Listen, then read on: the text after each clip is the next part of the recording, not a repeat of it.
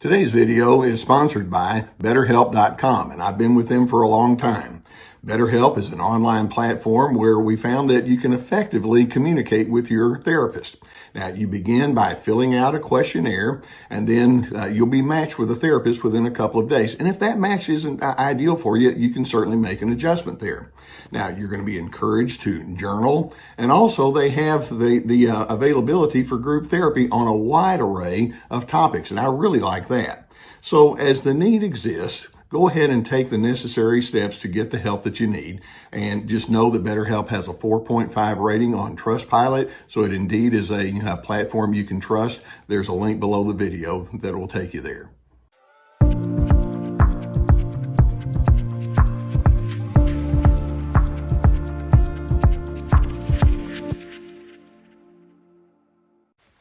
Hey, Team Healthy. Glad to be with you on another episode of Unbound. This is where I take the questions and comments from you and then respond in such a way where we can kind of get into the weeds a little bit with respect to some of the specific and particular things that you're dealing with.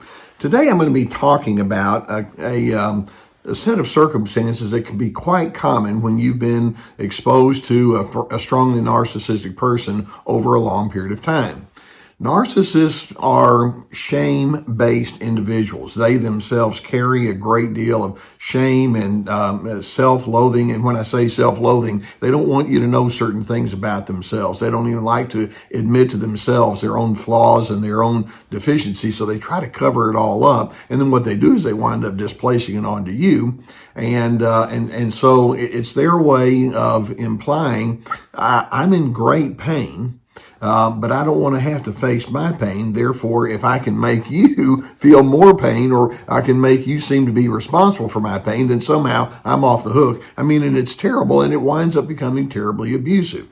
So we have a couple of scenarios here I'm going to go through with you today relative to this. And as we do, I'm hoping we can get a good insight with respect to where that person is coming from and how you can make certain adjustments and get out of some of the trap that they try to ensnare you in. Okay, so the first person writes, Dr. C, how can the abused not feel shame for feeling like enablers? My grown child has actually stopped communicating with me because I can't get out from under my past. I don't know what to do about this problem. Any suggestions? Well, first, let's make sure that we understand what we are talking about when we use that term abuse. How can the abused not feel shame for feeling like an enabler? When you are being abused, there are so many things that are just completely inappropriate about that, and it's not on you. You're the recipient of that. The abusers are very willing to throw insults at you. They can humiliate you. They'll invalidate you. They can undermine your worth. They can undermine your dignity. You can know that when you come across too different, they can rage at you, or they can hold you in contempt and hold grudges against you. That's what we talk about when we talk about abuse. And then it can have all sorts of behavioral ramifications, whether it's physical violence or sexual impropriety, or it can be just a lot of rage and anger and harshness, etc. So it's only natural for us to ask, well, are you strange? Are you weird when you say, that did a number on me? And of course, the answer is, well, no.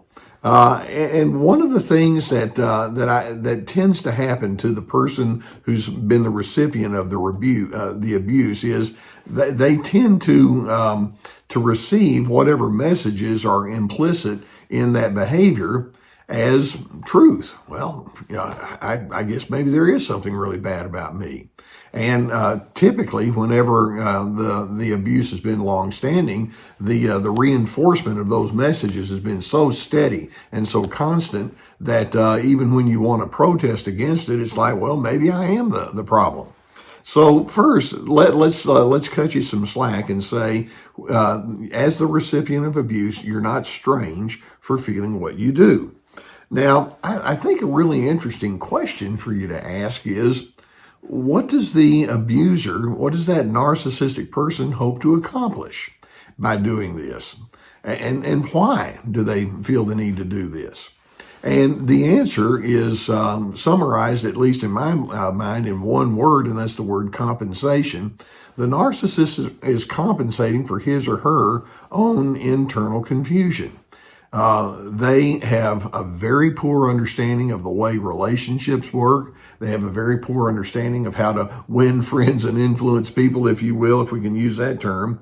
And they are terribly uncomfortable with their own struggles with inadequacy and their own need for significance in this world. And so what they do is, rather than saying, I have some serious soul searching I need to do. I need to examine why I feel as I do and what my history is. No, instead, that narcissistic abuser says, well, I don't want to do the self-examination. I want to just throw it away and give it to you. And they can be very judgmental, and they can be very harsh and mean-spirited. The key for you is to be able to understand their goal and to see through the gross illogic. One of the primary characteristics of narcissism is the unwillingness to take responsibility for your own personal difficulties and strains. And you hear me use terms like the false self. They want to portray themselves as being better than, and they want to hide all of the frailties that they carry on the inside. So there's a huge distinction that I hope that you can make as you try to come to terms with your responses. And I want to use two different words. One is the word judgmentalism. The other is description. The narcissist wants you to feel judged. When they come towards you with their abusiveness, it's their way of saying, I deem you to be unworthy. I deem you to be inadequate. And that is classic projection.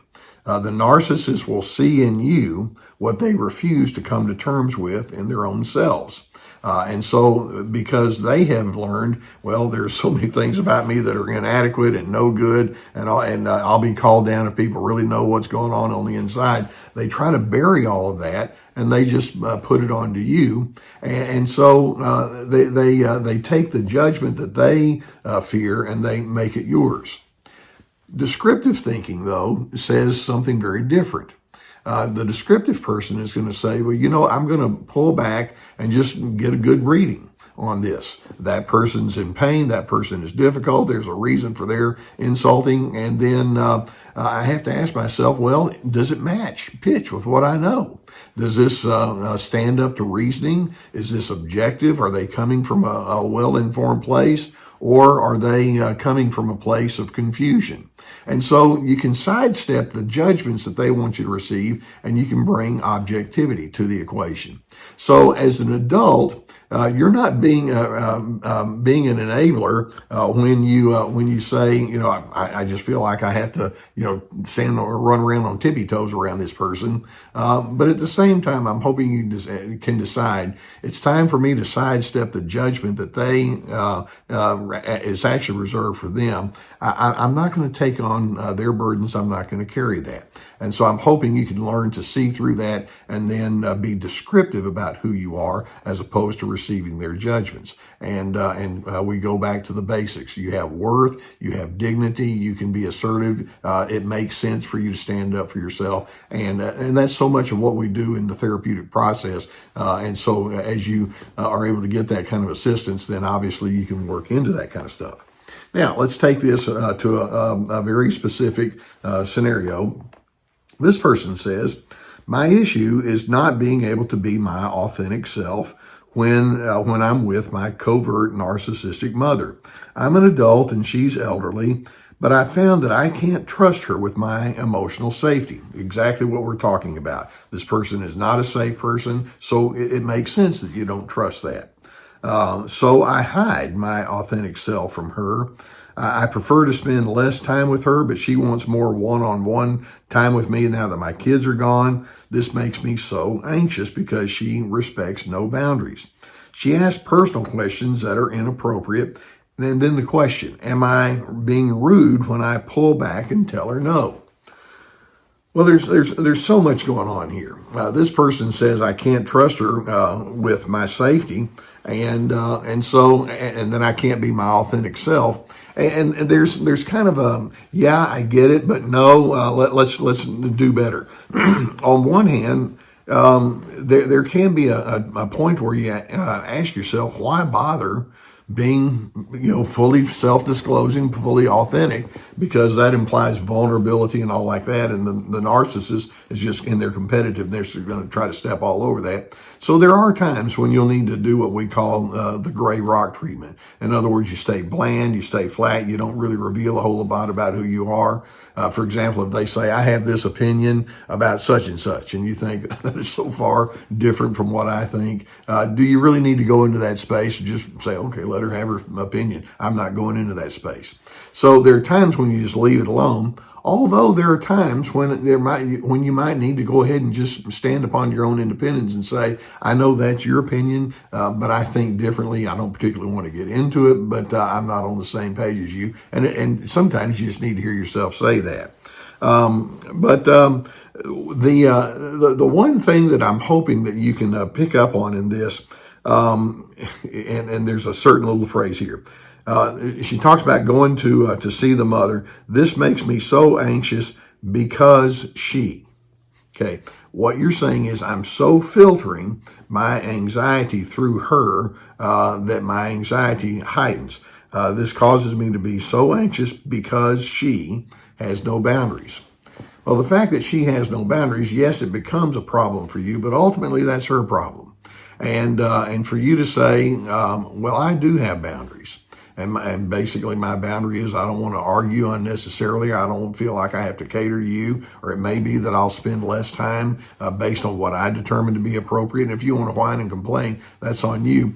But I'm hoping, rather than thinking, well, because she's this way, I have to filter myself through her, I'm hoping you can decide, well, she doesn't seem to appreciate boundaries, but I do. And I'm going to go back to my basics. If I think that visiting once a week is often enough and she wants me to come 4 times a week, I'll just stick with once a week. And when she asks why I don't come, the answer is because I had other things going on. Now, it may be that you're sitting home reading a book. I don't know, but that's something. But the bottom line is you determine who you're going to be, and you don't have to filter it through that. Narcissists are so confused. They're so shame-based. They have so much confusion. They want to put their shame onto you, and they want you to carry all of their unfinished business. Now, most of this is on such a subconscious level that they wouldn't understand what I'm saying at all. But I'm hoping that rather than coming under their demands, under their judgments, you can pull back and be descriptive. You can pull back and say, well, I have a definition of myself. That other person may not like it, but they don't get a vote in terms of who I am. I get to be who I'm going to be. And you go into your own assertive initiatives. So I hope this gives you some good awareness of what you might be dealing with. Thank you to these people who sent these comments and questions in. If you have some that you want to send in, put them in the comment section below, and hopefully we'll be able to pick up on some of the things that you present here. If you haven't already hit that subscribe button, please do so. We're going to keep more of these coming towards you. I really like our Unbound format here. Thanks for participating. Now, I mentioned that many times you could use some therapy when you're dealing with something like this. I've been sponsored for years by the people at BetterHelp.com. And the reason I do that, and I know some of you think, well, I don't know if online therapy is for me. Well, it may not be for you, but for many of you, it's like, well, I don't have the right resources or availabilities here in my area, or I'd rather do it in the privacy of my own home. It can be a very good alternative for you. As the help is warranted, go beneath the video here to the link that we have and answer their questions and get the help that you would need. Also, I invite you to go to my website. We have lots of resources on there with my courses on anger and boundaries and healthy connections and finding yourself. Each course has at least 25 teaching videos with handouts and questions. I put a lot of work into them. We also have my webinars, which are 90-minute PowerPoint presentations, articles, my books, plenty of resources. Keep in mind, the narcissist carries a great deal of tension and confusion. They refuse to take responsibility. They want you to carry their shame. That's on them. That's not on you. Your job is to say, I'm going to be as steady as I can. And if they can appreciate it, fine. If they don't, I need to pursue that anyway.